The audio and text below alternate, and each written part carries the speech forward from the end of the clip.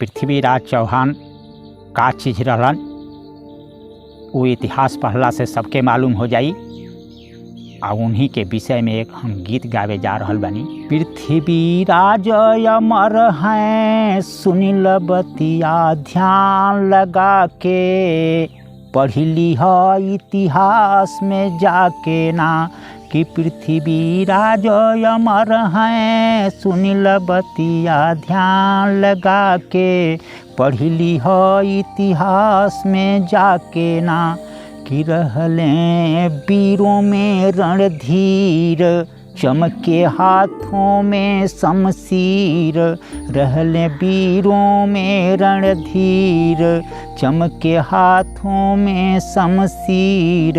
कटले दुश्मन के गर्दन सतवेदी वो बाण चला के, पढ़ी लिहा इतिहास में जाके ना कि कटले दुश्मन के गर्दन सतवेदी वो बाण चला के, पढ़ी लिहा इतिहास में जाके ना कि रहले पृथ्वीराज चौहान क्षत्रिय राजपूत के शान।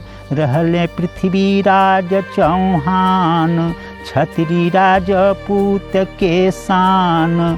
कहे ब्रिज मोहन पूजे नेता सब शीश झुका के, पढ़ी लिह इतिहास में जाके ना कि कहे ब्रिज मोहन नेता पूजे सब शीश झुका के, पढ़ी लिह इतिहास में जाके ना।